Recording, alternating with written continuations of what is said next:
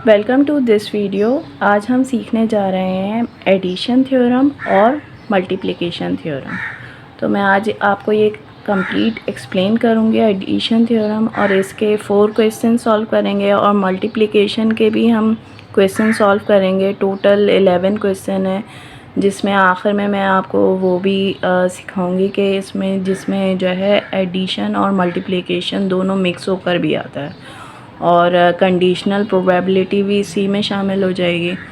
तो complete explain करूँगी, शुरू से आखिर तक के वीडियो ज़रूर देखिएगा। अच्छा, इससे पहले मैं आप लोगों को इंट्रोडक्शन दे चुकी हूँ प्रोबेबिलिटी का, और इसमें मैंने आपको जो है सिखाया था पिछली वीडियो में क्लासिकल एंड मैथमेटिकल डेफिनेशन और combination in theory of probability. तो जिसने नहीं देखी है, मैंने डिस्क्रिप्शन में जो है ये वीडियो दी हुई है, आप उसमें जाके देख लीजिए। चलें आप स्टार्ट करते हैं। सबसे पहले है एडिशन थ्योरम। एडिशन थ्योरम में 2 तरह के केसेस होते हैं, 2 तरह के इवेंट्स भी कह सकते हैं आप। तो उसमें क्या होता है कि एक होता है म्यूचुअली एक्सक्लूसिव और एक होता है नॉट म्यूचुअली एक्सक्लूसिव। अच्छा, इसमें कोई घबराने की ज़रूरत नहीं है, बहुत ही आसान है। अगर आप इसको सही तरह पहचान लेते हैं, और सवाल मैंने पिछली वीडियो में भी यही बताया था, प्रोबेबिलिटी हमेशा से क्वेश्चन के कॉन्सेप्ट पे जाती है कि क्वेश्चन क्या कह रहा है। क्वेश्चन जिस तरह कह रहा होता है उसी तरह प्रोबेबिलिटी हम फाइंड करते हैं। तो म्यूचुअली क्या होता है कि जिसमें कॉमन नहीं हो तो उसको कहते हैं नॉट कॉमन। जो नॉट कॉमन, जिसमें आपस में कोई भी सेम चीज़ नहीं हो, तो वो होते हैं इवेंट्स के कॉमन नहीं है। अच्छा, ये आपको ज़्यादा जो है समझ तब आएगा जब आप क्वेश्चन सॉल्व करेंगे। अभी आप ये फॉर्मूलाज देख लीजिए। अगर ए और बी हो तो इसमें जो है प्रोबेबिलिटी ए प्लस करते हैं और बी प्लस करते हैं, और ए बी सी हो या डी भी शामिल हो जाए तो वो उसमें ये होता है कि हम सबकी प्रोबेबिलिटी को प्लस कर देते हैं।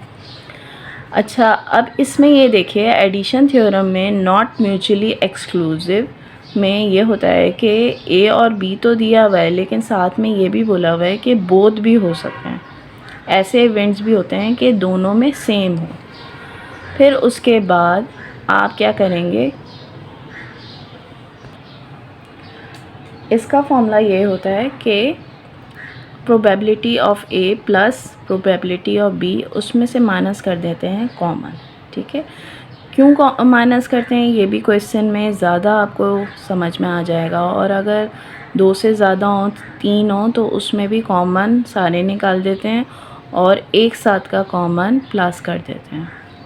अच्छा, इसमें ये प्लस क्यों करते हैं, क्योंकि हम इसमें से जो ए बी वाला जब इसमें से निकल जाएगा और बी सी वाला भी निकल जाएगा और सी ए वाला भी निकल जाएगा, तो 2 दफ़ा बी निकल रहा है, 2 दफ़ा ए भी निकल रहा है, और 2 दफ़ा सी निकल रहा है।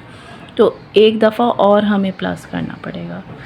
ठीक है, अब क्वेश्चन में हमें कैसे पहचानना है कि ये आएगा तो हमें मल्टीप्लाई करना है या प्लस करना है, क्या करना है, प्रोबेबिलिटी किस तरह फाइंड करनी है। तो उसमें ये होगा कि क्वेश्चन में अक्सर ये लिखा हुआ होगा या ये होगा या ये होगा, और लिखा हुआ आएगा। सही है, और लिखा हुआ आएगा तो आपको एडिशन थ्योरम अप्लाई करना होगा, या प्लस भी आप कह सकते हैं, या यूनियन भी कह सकते हैं। सही है, यूनियन का भी मतलब यही होता है। आप इसको ये सिंबल्स में यूज़ करते हैं, लेकिन क्वेश्चन में यही लिखा हुआ आता है कि या तो ये हो या तो ये हो, और बीच में लगा हुआ हो, ऑप्शंस में आता है। चलें आप नेक्स्ट क्वेश्चन स्टार्ट कर लेते हैं जल्दी से। अच्छा, इसमें ये इन्होंने बोला है कि एक कार्ड ड्रॉन हुआ है, रैंडम ड्रॉन हुआ है पैक ऑफ कार्ड्स में से। पैक ऑफ कार्ड्स कितने होते हैं? 52। सही है, 52 होते हैं। प्रोबेबिलिटी हमें जो है फाइंड करनी है कि ये क्लब है या एस है। ठीक है, या तो क्लब है या तो एस है। अच्छा, मैं अभी आपको ये दिखा, शेप्स वाले कार्ड्स होते हैं, ये कौन कौन से होते हैं पैक ऑफ कार्ड में, ये आप देख लीजिए। ये 4 तरह के होते हैं, तो उसमें से क्लब भी है। ठीक है, क्लब में अब आपको ये देखना है कि उसमें या तो एस है या तो क्लब है। ठीक है, अब आपको ये करना है कि फाइंड करना है कि कार्ड जो है क्लब है, तो 13 क्लब कार्ड्स होते हैं, सही 13 क्लब्स कार्ड्स होते हैं। अभी उन्होंने बताया डायमंड वाला लेना है, एज में क्लब वाला भी होता है। अगर एज वाला सिर्फ इतना क्वेश्चन आता तो ये नॉट म्यूचुअली एक्सक्लूसिव बन जाता है। ये भी मैं आगे आपको एक्सप्लेन करती हूँ, लेकिन इसमें अब आप देख लीजिए, इन्होंने ये बता दिया एक क्लब वाला है, एक एस ऑफ डायमंड है, सही है। अब क्लब वाले कार्ड होते हैं 13 होते हैं, ठीक है। 13 कैसे होते हैं, ए वाला होता है 1 2 3 10 तक के होते हैं। फिर फेस कार्ड होते हैं जिसमें होता है जे, क्यू और के, सही है, ये फेस कार्ड्स होते हैं, ठीक है। ये 10 और +3 13, तो 13 क्लब कार्ड्स हो गए, सही है।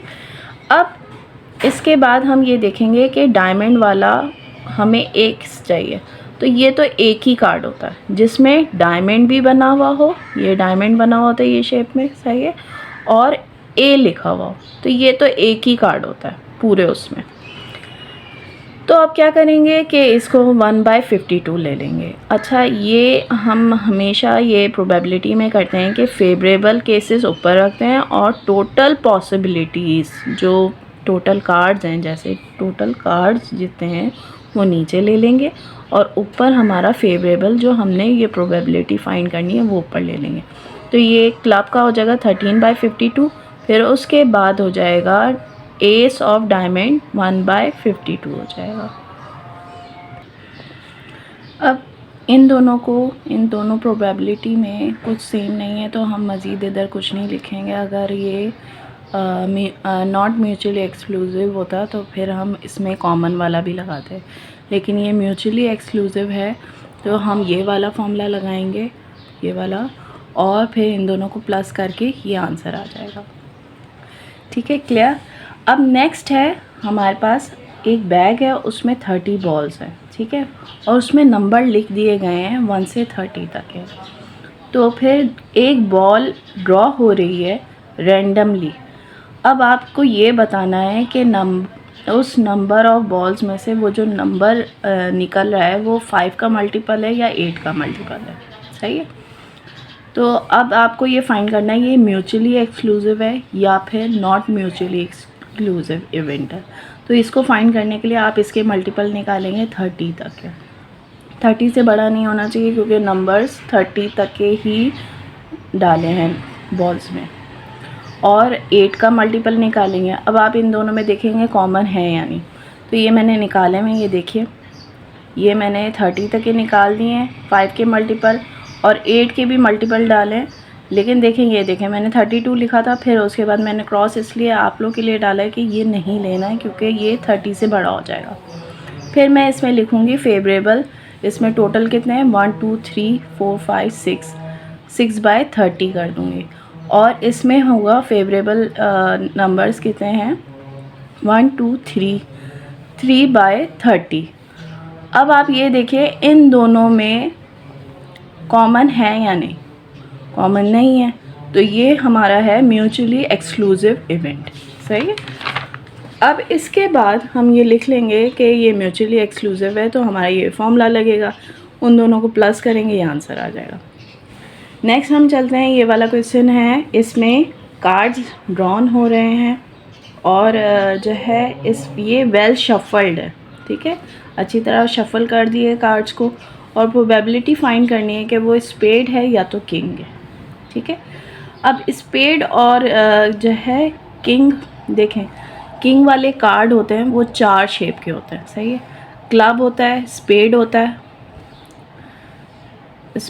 है, ठीक है, हार्ट होता है, और एक और ठीक है। तो अब आप ये देखें कि इन्होंने बोला है या तो वो, देखें और ज़रूर आ रहा है, या तो वो स्पेड हो या तो वो किंग हो। तो किंग में तो स्पेड भी आ रहा है, यानी कि इनमें एक बात कॉमन ज़रूर है, तो ये इवेंट कहलाएगा नॉट म्यूचुअली एक्सक्लूसिव।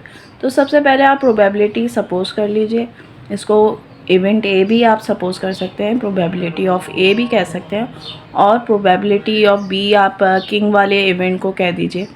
तो अब इस पे टोटल कितने होते हैं, 13 डिवाइडेड बाय 52, सही। और जो प्रोबेबिलिटी किंग की होगी, 4 किंग्स होते हैं उसमें कार्ड्स में, तो 4/52 हो जाएंगे। फिर इसके बाद अब आप क्या करेंगे, प्रोबेबिलिटी फाइंड करेंगे। तो 1/52 कहलाएगी इसकी ए बी की। ए बी क्या है, जो इन दोनों में सेम है, यानी कि किंग भी है और स्पेड भी है, ठीक है। ए की कार्ड ये है जो इन दोनों में कॉमन है, किंग भी है स्पेड भी है, सही है। अब हम क्या करेंगे, नॉट म्यूचुअली एक्सक्लूसिव वाला फॉर्मूला लगाएंगे, जो कि ये था हमारे पास, ये वाला, ये लगाएंगे। और इसमें क्या करेंगे, प्रोबेबिलिटी ए लेंगे, बी लेंगे, और कॉमन जो होगा उसमें से माइनस कर देंगे। ये क्यों करेंगे ये अब मुझे आपको बताना है, इसलिए देखें, ये मैंने 13 कार्ड स्पेड के लगा दिए, सही है। अब स्पेड वाला एक कार्ड इधर भी आया है, तो एक ही कार्ड को मैंने 2-2 दफ़ा प्लस कर दिया। स्पेड वाला कार्ड इधर भी आया, वो किंग वाला भी था, ठीक है, और स्पेड वाला कार्ड इधर भी आया जो कि किंग वाला था, सही है। अब मुझे तो एक ही दफ़ा चाहिए ना, तो मैं एक माइनस कर दूँगी, उसमें से एक माइनस कर दूँगी तो वो बिल्कुल सही सेट हो जाएगा कार्ड, और उसकी प्रोबेबिलिटी निकल आ जाएगी। अब नेक्स्ट क्वेश्चन हम करते हैं कि एक कार्ड ड्रॉन हुआ है शफल्ड पैक ऑफ कार्ड में से। अब उसमें से प्रोबेबिलिटी निकालनी है कि वो या तो किंग हो या तो क्वीन हो, सही है। अब इन दोनों में आप देखें, क्वेश्चन में ही पता चल रहा है किंग वाले कार्ड में कभी भी क्वीन नहीं बन सकता, के वाले कार्ड में कभी भी क्यों नहीं बना हुआ आता, ये नहीं बना हुआ आता, तो ये तो हो गया म्यूचुअली एक्सक्लूसिव।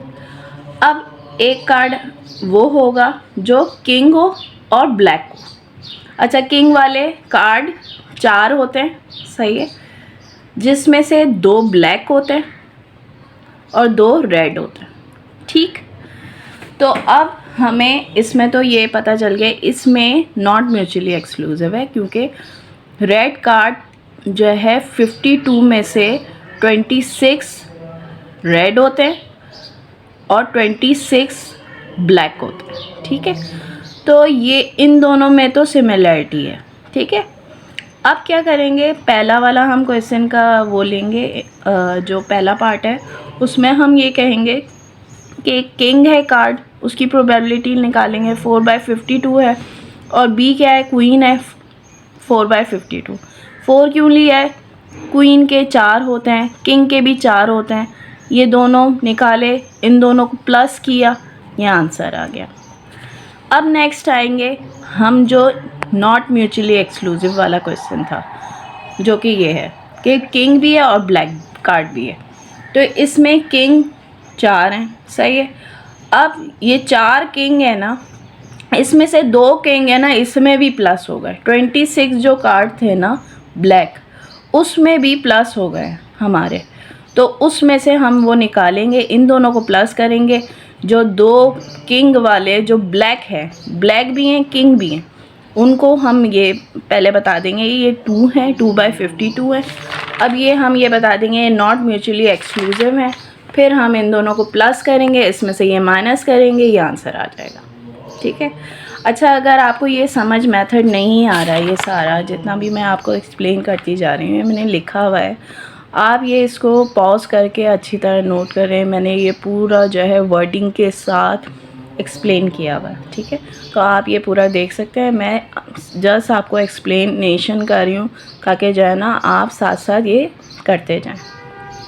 अभी तक के एडिशन के 4 क्वेश्चन हो गए, एडिशन की एक्सप्लेनेशन हो गई है। अब हम मल्टीप्लिकेशन थ्योरम में आ जाएंगे।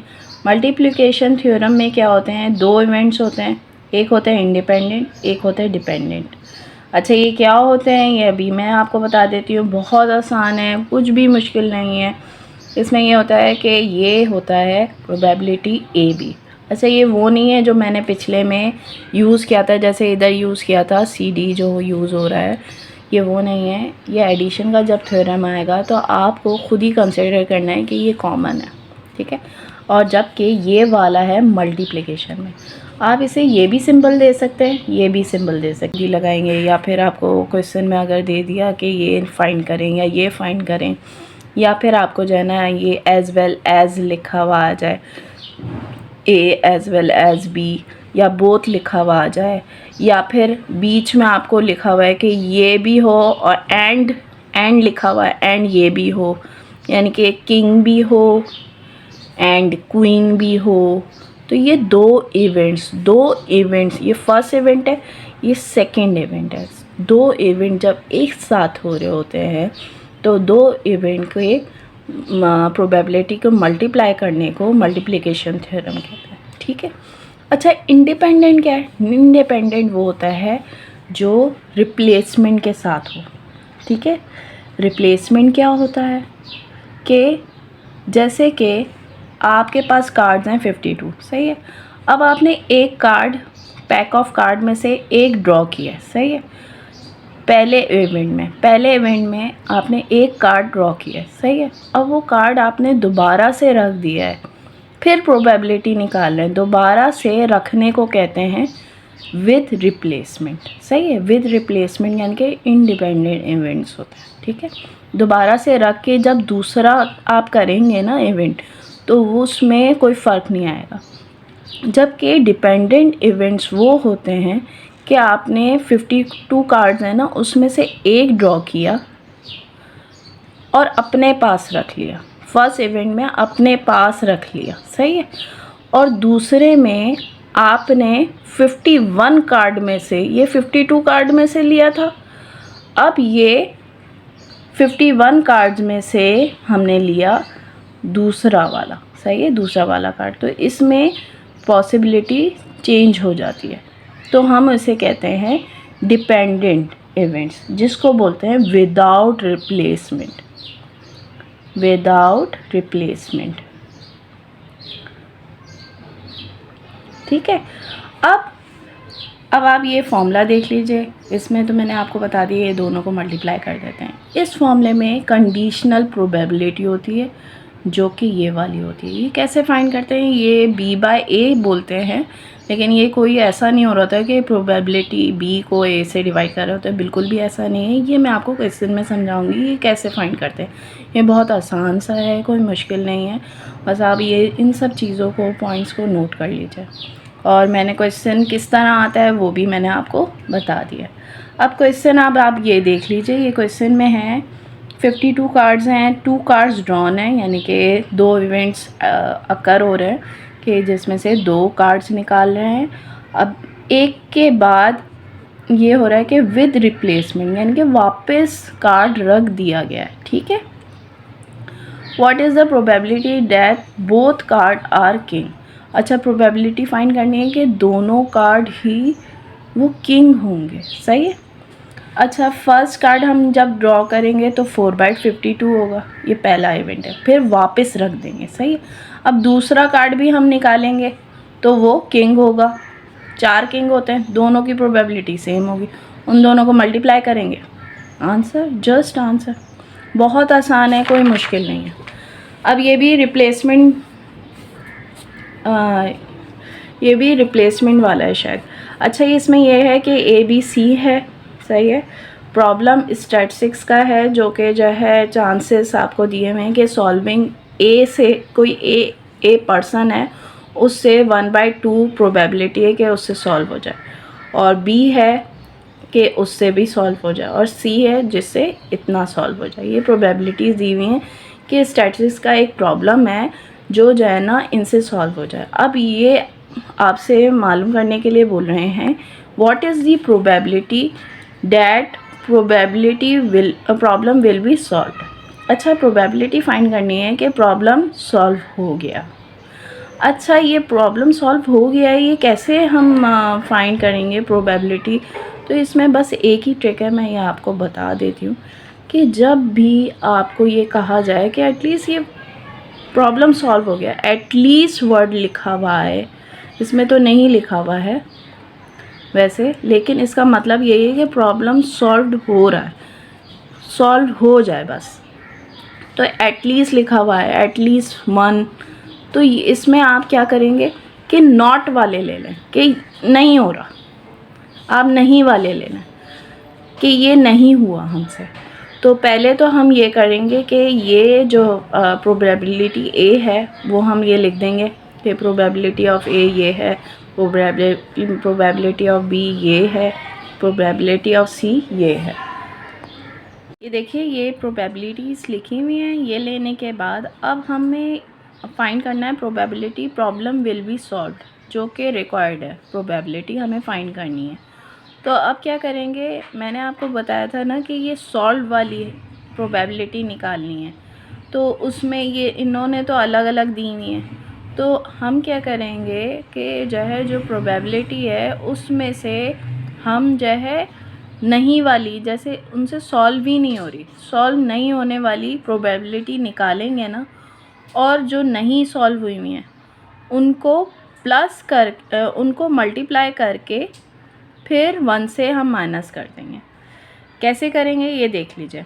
देखें, पहले ये तीनों प्रोबेबिलिटीज़ हैं, फिर नहीं सॉल्व होने वाले यानी कि ए से सॉल्व नहीं हुआ है, तो हम क्या करेंगे 1 माइनस 1/2 कर देंगे। या 1/2 कहाँ से आया, यहाँ से, ये जो हमें दी गई थी। फिर हम बी की भी इसी तरह निकालेंगे कि 1 में से माइनस करेंगे 1/3, तो 2/3 आ जाएगा कि बी से सॉल्व नहीं हुआ प्रॉब्लम। फिर सी के लिए भी इसी तरह निकालेंगे कि सी से भी सॉल्व नहीं किया है, तो 3/4 आ जाएगा। उसके बाद हम क्या करेंगे कि इन सारी प्रोबेबिलिटी को कि इससे भी नहीं हुई और इससे भी नहीं हुई और इससे भी प्रॉब्लम सॉल्व नहीं हुआ, तो ये जो मैं और बोल रही हूँ इसका मतलब ये है कि मैं ये भी लिख सकती हूँ कि प्रॉब्लम सॉल्व इससे नहीं हुई, इसमें एंड भी कह सकते हैं, बी के बीच में भी एंड आ जाता है, सही है। या फिर इंटरसेक्शन भी कह सकते हैं, आप इंटरसेक्शन भी लगा सकते हैं कि इन सब से सॉल्व नहीं हुई है। आप नहीं सॉल्व होने वाला लगाएंगे 1/2, ये वाला, ये वैल्यू इधर से लेंगे, ठीक है, कि इससे सॉल्व नहीं हुआ, फिर इससे भी सॉल्व नहीं हुआ, बी की वैल्यू डालेंगे, फिर सी की वैल्यू डालेंगे, फिर इनको कैंसलिंग कर लेंगे, ये 3 से कैंसिल हो गया, 2 से कैंसिल हो गया, फिर 1/4 आ जाएगा। अच्छा, ये प्रोबेबिलिटी वो हैं कि ए बी सी से सॉल्व नहीं हुआ प्रॉब्लम। अब हम क्या करेंगे कि प्रॉब्लम सॉल्व के लिए निकालेंगे, 1 में से हम ये निकाल देंगे कि उनसे सॉल्व नहीं हुआ, वो प्रोबेबिलिटी निकालेंगे, तो हमारे पास ये आ जाएगा कि सॉल्व हुई है, ये प्रोबेबिलिटी हमसे इनसे सॉल्व हो गई है, एटलीस्ट किसी एक से तो ज़रूर हुई है, चाहे ए से हुई हो या बी से हुई हो या सी से हुई हो या ए बी से हुई हो या ए सी से हुई हो, पेयरिंग में भी सॉल्व हो सकता है, या फिर ए बी सी से सॉल्व हुई हो, तीनों से मिलके सॉल्व हुई। तो जितनी भी पॉसिबिलिटी से सॉल्व हुई हैं उनको कहेंगे कि ये प्रोबेबिलिटी निकल आई है, ठीक है। अब नेक्स्ट क्वेश्चन करते हैं। इसमें ये है कि आपको क्या करना है, ये देखें, पिछला क्वेश्चन मैं आपको बता देती हूँ कि इसमें देखें हमें मल्टीप्लिकेशन थ्योरम भी लगाना था, सही है, और इसमें ये भी है कि आपको वो प्रोबेबिलिटी भी निकालनी है जो सिंगल आपको नहीं भी करनी थी, ठीक है। आगे इस तरह भी आएगा कि आपको एडिशन भी करना होगा और मल्टीप्लिकेशन थ्योरम भी लगाना होगा। चलिए नेक्स्ट क्वेश्चन करते हैं। क्वेश्चन नंबर 3 है, हस्बैंड और वाइफ एक इंटरव्यू में अपेयर हुए हैं, ठीक है, मगर 2 वैकेंसीज़ हैं, सही है, सेम पोजीशन की है, सेम पोस्ट कह सकते हैं। फिर उसमें प्रोबेबिलिटी फाइंड करनी है कि सिलेक्शन, जैसे हस्बैंड का सिलेक्शन है, होता है 1/7 प्रोबेबिलिटी और वाइफ की है 1/5 है, इन्होंने गिवन दिया हुआ है। तो हमें फाइंड करना है कि at least 1 of them will be selected. At least के लिए मैंने आपको बताया हुआ है कि वो ही तरीका होगा, मेथड होगा कि हमें ये बोलना होगा सेलेक्ट ही नहीं हुआ है, इनमें से दोनों सेलेक्ट नहीं हुए हैं, उसकी प्रोबेबिलिटी निकालेंगे, 1 में से माइनस कर देंगे। तो ये एटलीस्ट वाला ये सवाल आ गया सही। Both of them will be selected, दोनों सेलेक्ट हो गए सही। None of them will be selected, इनमें से कोई भी सेलेक्ट नहीं हुआ। कैसे सॉल्व करेंगे, सॉल्यूशन की तरफ आ जाते हैं। हस्बैंड इज़ सेलेक्टेड की प्रोबेबिलिटी गिवन है 1/7 है। वाइफ इज़ सेलेक्टेड की प्रोबेबिलिटी गिवन है 1/5 है। ठीक है, अब हम इसे नाम दे सकते हैं PH और ये P प्रोबेबिलिटी ऑफ वाइफ। अच्छा, अब इसके बाद हम एटलीस्ट के लिए ये नंबर 1 वाला मैं कह रही हूँ, तो इसमें हम ये कहेंगे कि हस्बैंड नहीं सेलेक्ट होने की ये प्रोबेबिलिटी निकाल देंगे 1 - 1/7 की, और वाइफ की भी इसी तरह निकाल देंगे 1 - 1/5। इसमें बार आ जाएगा, तो इसका मतलब ये होता है कि ये इनसे नहीं हुआ है, ये इसका ऑपोजिट है, यानी कि हमें ऑपोजिट्स निकालने होंगे। फिर उसके बाद हमें ये निकालना है बोथ आर नॉट सेलेक्टेड, दोनों ही नहीं सेलेक्ट हुए, तो इन दोनों को मल्टीप्लाई कर लेंगे। ठीक है, अच्छा अब ये भी है कि जो है ना, ये मल्टीप्लाई क्यों हो रहा है, ये प्लस क्यों नहीं हो रहे। प्लस इसलिए नहीं हो रहे क्योंकि इसमें और नहीं बोला है, ये 2 सीट्स पर जा रहे हैं, यानी कि 2 सीट्स बोला हुआ है इन्होंने। अगर एक सीट बोलते तो हम इधर और लगाते तो ये इधर प्लस होते हैं, लेकिन ये दोनों की बात हो रही है कि ये भी सेलेक्ट नहीं हुआ और ये भी सेलेक्ट नहीं हुआ, तो दोनों सेलेक्ट नहीं हुए, तो फिर हम इन दोनों को मल्टीप्लाई कर देंगे। फिर एटलीस्ट 1 इज़ सेलेक्टेड की जो है वैल्यू इस तरह निकलेगी, 1 में से हम 24/35 माइनस कर देंगे। ठीक है, अब इसके बाद हम ये करेंगे, ये मैंने आंसर लिखा है और नीचे कैलकुलेट करके सारा। फिर अब ये निकालेंगे बोथ आर सेलेक्टेड, दोनों सेलेक्ट कैसे हुए, हम हस्बैंड और वाइफ की जो वैल्यू दी हुई है ना, प्रोबेबिलिटीज़ दी हुई हैं, वो आपस में मल्टीप्लाई कर देंगे। जब वो मल्टीप्लाई कर लेंगे तो जो है ना, दोनों की बोथ की सेलेक्टेड की प्रोबेबिलिटी निकल आएगी। अब नेक्स्ट करते हैं none of them will be selected. इसका मतलब ये है कि इन दोनों में से कोई भी सेलेक्ट नहीं हुआ। तो ये पार्ट 1 में हमने किया था। पार्ट 1 क्या मतलब है, ये वाले पार्ट में किया था ना कि हस्बैंड और वाइफ दोनों सेलेक्ट नहीं हुए। ये देखें बोथ आर नॉट सेलेक्टेड, ये वाला ये देखें 24/35 आ रहा है। इसी मेथड को आप यहाँ पर कर लीजिएगा, जो कि ये देखें 24/35 आ रहा है। अब है नेक्स्ट ये जो है क्वेश्चन है, जिसमें क्वेश्चन नंबर 4 है। अ bag contain 10 white and 5 black balls. अच्छा, एक बैग में ये इस तरह के क्वेश्चन ज़रूर आ जाते हैं। ये विदाउट रिप्लेसमेंट का है, पहले थे रिप्लेसमेंट वाले थे, फिर उसके बाद एटलीस्ट वाले मैंने क्वेश्चन करवाए, और अब जो है ना मैं अब करवा रही हूँ विदाउट रिप्लेसमेंट वाले। विदाउट रिप्लेसमेंट वाले वो होते हैं, मैंने अभी आपको बताया था कि पैक ऑफ कार्ड्स वाले थे, उसमें मैंने आपको बताया था ना कि एक निकाला है और वापस नहीं रखा है, तो दूसरे के लिए फिर वो पॉसिबिलिटी चेंज हो जाएगी। उसमें क्या होता है, कंडीशनल प्रोबेबिलिटी लगती है। वो कैसे होगा, इसमें भी यही कहा गया है कि एक बैग में 10 वाइट है, 5 ब्लैक बॉल्स हैं और 2 बॉल्स को निकालना है रैंडम। तो एक 1 after the other without replacement किए बगैर एक को जो है निकालना है और वापस नहीं डालना है। फिर वो प्रोबेबिलिटी निकालनी है दोनों की क्या होगी।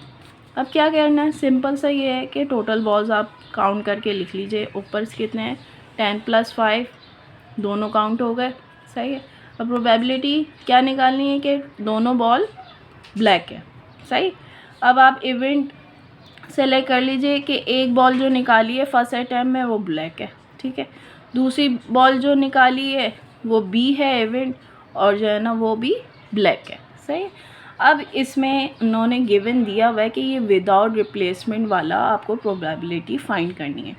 तो आप ए बी भी कह सकते हैं और ए इंटरसेक्शन बी भी कह सकते हैं। ये मल्टीप्लिकेशन का थ्योरम लग रहा है। तो आप क्या करेंगे, प्रोबेबिलिटी ऑफ ए तो पहला ये निकालेंगे, यानी कि इन 5 में से फेवरेबल ब्लैक में से सेलेक्ट हो रहा है ना, तो 5/15 करेंगे, सही है। और बी में ये होगा कि अगर जब एक निकल जाएगी, इसमें से एक निकल गई ना, तो इसमें से एक कम कर देंगे 4, और इसमें से भी एक, यानी कि टोटल में से भी तो एक कम हो चुकी होगी ना, आपने वापस तो नहीं रखी होगी, तो ये 14 हो जाएगा। तो इन दोनों में से एक एक कम करना है। मैंने आपको पहले ही बताया था कि बी अपॉन ए ये नहीं है कि आपको डिवाइड करना है, बी को डिवाइड करना है ए से, नहीं, ये इस तरह नहीं है, ये इस पर डिपेंड होकर होगा, यानी कि एक कम करना पड़ेगा, या कभी कभी एक आगे क्वेश्चन आएगा उसमें जो है ना एक ज़्यादा भी हो रहा होगा, वो इस पे डिपेंड करके कंडीशनल प्रोबेबिलिटी हम इधर बना के लिखते हैं कि अगर, जैसे कि मैंने इसी में आपको दोबारा समझा देती हूँ कि एक बैग में 10 वाइट है, सही है, और 5 ब्लैक है, सही है। अब मैंने इसमें से एक ब्लैक निकाल दिए, सही है। अब वो कितने रह गए इसमें, 10 वाइट और 4 ब्लैक, सही है, सॉरी 4 ब्लैक रह गए, तो ये तो 14 हो गए, तो ये 4/14 बोलेंगे, सही है। इसका टोटल में भी कम हो जाएगा और इसके ब्लैक में भी कम होगा, जबकि इसमें हम बोलेंगे 5/15। फिर इन दोनों को मल्टीप्लाई करेंगे, कैंसलिंग हो रही हुई तो कैंसलिंग करेंगे और फिर वैल्यू निकाल देंगे। चलिए नेक्स्ट क्वेश्चन की तरफ। Question number 5, 4 cards are drawn without replacement, ये विदाउट रिप्लेसमेंट वाला क्वेश्चन है। What is the probability that they are all as.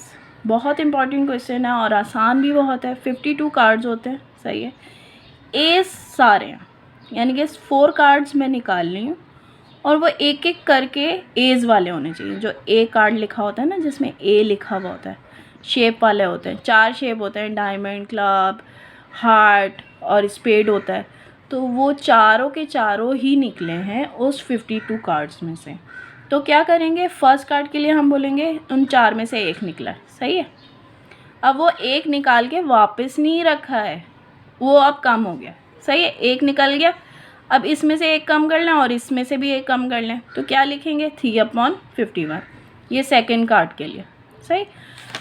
अब आप थर्ड कार्ड के लिए करेंगे कि जो है ना उसमें से भी कम कर लेंगे, 3 में से भी एक कम करेंगे तो 2 हो जाएगा और नीचे 50 हो जाएगा। और फोर्थ कार्ड के लिए इन दोनों में से भी एक और कम कर लें, सही है। अब ये इन तीनों की प्रोबेबिलिटी जो है, इन चारों की जो है प्रोबेबिलिटी, वो हम मल्टीप्लाई कर देंगे आपस में और ये आंसर आ जाएगा, बस सिंपल है। ये जो प्रोबेबिलिटी दूसरे को देखकर निकलती हैं, ये होती है कंडीशनल प्रोबेबिलिटी। ये तो पहली वाली तो प्रोबेबिलिटी है, लेकिन इसके बाद वाली जितनी भी है ना, वो है कंडीशनल प्रोबेबिलिटी, सही है। अब इसके बाद हम करेंगे next question, question number 6। Question number 6 में क्या करेंगे कि ए एक पर्सन है जो कि ट्रुथ बोलता है 80% केसेस में, सही है, और बी एक पर्सन है जो 90% केसेस में सच बोलता है, ठीक है। अब आपको फाइंड करना है कि they likely to contradict each other in starting the same fact, stating the same fact, यानी कि आपके ये कोई बात में, किसी स्टेटमेंट में अगर एक दूसरे के ख़िलाफ़ खड़े होंगे, तो आपको इसकी परसेंटेज फाइंड करना है कि इनमें से कौन सच बोल रहा है कौन झूठ बोल रहा है। यानी कि कॉन्ट्रडिक्ट तो वही होगा ना, या तो एक सच बोल रहा है एक झूठ बोल रहा है, दोनों सेम नहीं हो सकता है, दोनों झूठ नहीं बोले या दोनों सच नहीं बोले। कॉन्ट्रडिक्ट वो होता है जो एक दूसरे के ख़िलाफ़ बात कर रहा है, सही है। तो या तो एक सच बोल रहा है एक झूठ बोल रहा है, इन दोनों में से एक हो सकता है।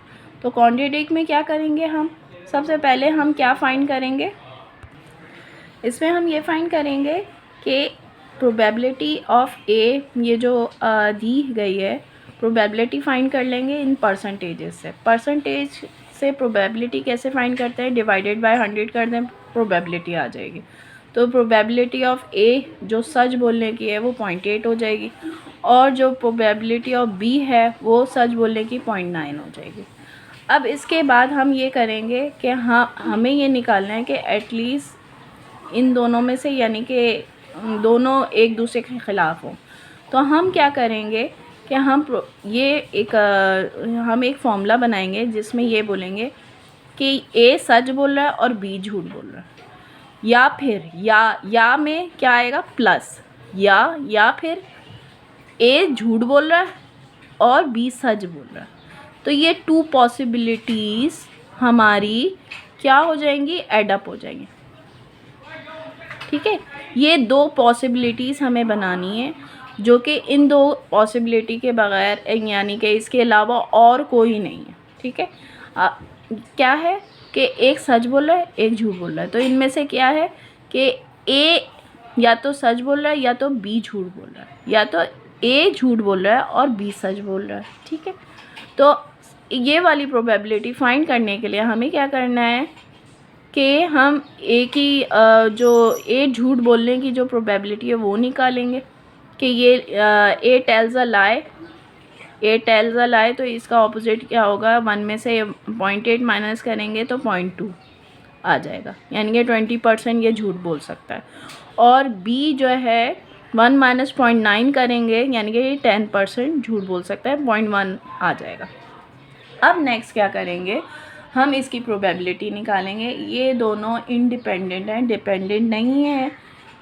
तो फिर हम क्या करेंगे, यानी कि कंडीशनल तो आएगा नहीं, यानी कि ए बाय बी डैश बाय ए तो हो नहीं सकता, क्योंकि ये इसकी वजह से नहीं झूठ बोल रहा होगा, वो प्रोबेबिलिटी नहीं है। तो क्या करेंगे, हम इन दोनों को मल्टीप्लाई कर देंगे। इन दोनों को मल्टीप्लाई कर देंगे तो 0.08 आंसर आ जाएगा। जबकि ए झूठ बोल रहा है और बी सच बोल रहा है, उसमें इन दोनों को जब मल्टीप्लाई करेंगे तो ये आंसर आ जाएगा। अच्छा, ये मैंने प्रीवियस से लिए, जो कि ये तो गिवन थी, सही है, ये वाली, ये दोनों गिवन थी, ये दोनों हमने इनमें से माइनस करके निकाली हैं, सही है। अब इस इक्वेशन को जो मैंने नाम दिया था इक्वेशन नंबर 1, इसमें मैं वैल्यूज़ पुट कर दूंगी, उनको प्लस कर दूंगी, जस्ट आंसर आ जाएगा। ठीक है, अब आंसर आने के बाद भी इधर ही रुकना नहीं है, परसेंटेज में क्वेश्चन किया है, परसेंटेज में क्वेश्चन किया है, तो परसेंटेज में ही हमें जवाब देना है। तो जो है हम 0.6 को 100 से मल्टीप्लाई करेंगे, 26% आ जाएगा। क्लियर। अब ये मैं आपको ये बता देती हूँ, ये जो मैं क्वेश्चन करवा रही हूँ बहुत इंपॉर्टेंट है, अक्सर एग्जाम्स में आ जाते हैं। वर्डिंग चेंज होंगी या फिर वैल्यूज चेंज होंगे, लेकिन यही होता है, परसेंटेज में आ गया, फिर जो है आपको प्रोबेबिलिटी में फाइंड करना होता है। लेकिन इस तरह आपको घबराना नहीं है, बस इसी तरह की टेक्निक यूज़ करनी है और फिर कर लीजिए। बस मेथड याद रखें कि ये आए तो इस तरह करना है, ये वाला आए तो इस तरह करना है। अब अच्छा, ये वाला जो प्रीवियस मैंने क्वेश्चन करवाया था, इसमें प्लस का भी थ्योरम है, यानी कि एडिशन थ्योरम भी है, और मल्टीप्लिकेशन थ्योरम भी है, यानी कि दोनों आ गए। ठीक है, अब ये नेक्स्ट क्वेश्चन भी इसी तरह का है। इसमें क्या है, एक बैग है, उसमें एक ब्लैक है बॉल और 2 वाइट है, सही है। दूसरा बैग है, उसमें 2 ब्लैक है और 1 वाइट है। अब एक बॉल है जो फर्स्ट बैग से निकालेंगे और सेकंड बैग में डाल देंगे। ठीक है, अब एक बैग से जो बॉल निकाली है, सेकंड बैग में जो डाली है, उसकी प्रोबेबिलिटी निकालनी है कि वो वाइट होने की प्रोबेबिलिटी निकालनी है। अब आपको मैं एक्सप्लेन इस तरह कर देती हूँ, ये मैंने ड्रॉ किया हुआ है, आप ये देख लीजिए। देखें कि एक बैग है, ये दूसरा बैग है, ये फर्स्ट बैग है, ये सेकंड बैग, सही। इसमें 1 ब्लैक है, 2 वाइट है, इसमें 2 ब्लैक है और 1 वाइट है। ठीक है, अब इसमें से एक बॉल मुझे इसमें डालनी है, तो इसमें 2 पॉसिबिलिटी है, या तो वो ब्लैक होगी या तो वो वाइट होगी। जो बॉल मैं इसमें से निकालूंगी ना, वो या तो ब्लैक होगी या तो वाइट होगी। ठीक है, मगर इसमें इसका ज़रूर असर पड़ेगा। अगर वो ब्लैक होगी तो वो 3 ब्लैक और 1 वाइट हो जाएगी, और अगर वो वाइट होगी तो 2 ब्लैक और 2 वाइट हो। तो हमें प्रोबेबिलिटी किसकी चाहिए, सबसे पहले तो फर्स्ट जो बैग में जो थी ना ब्लैक और वाइट, उसकी प्रोबेबिलिटी हम निकाल देंगे। ये ब्लैक की है प्रोबेबिलिटी के 1/3, सही है। 1 ब्लैक है, टोटल नंबर ऑफ बॉल्स कितने, 3, 1/3 हो जाएगा। जबकि प्रोबेबिलिटी ऑफ वाइट बॉल्स की हो जाएगी, वो हो जाएगी 2/3। ठीक है। अब नेक्स्ट इसमें ये देख लेते हैं, इसकी प्रोबेबिलिटी वाइट की देख लेते हैं। ट्रांसफ़र होने के बाद, वाइट बॉल ट्रांसफ़र होने के बाद 2/4 हो जाएगी। सही। ये वाइट बॉल फ्रॉम बी, यानी कि बी क्या है, एक इवेंट है जिसमें से वाइट बॉल जो है ट्रांसफ़र हुई है। ठीक है। और ए एक इवेंट है जिसमें ब्लैक बॉल ट्रांसफ़र हुई है। ठीक है। ये ए वाले इवेंट की वजह से हुआ। तो इसमें क्या होगा कि हम वाइट बॉल क्या करेंगे, 1/, टोटल नंबर ऑफ इसमें क्या है 1/4।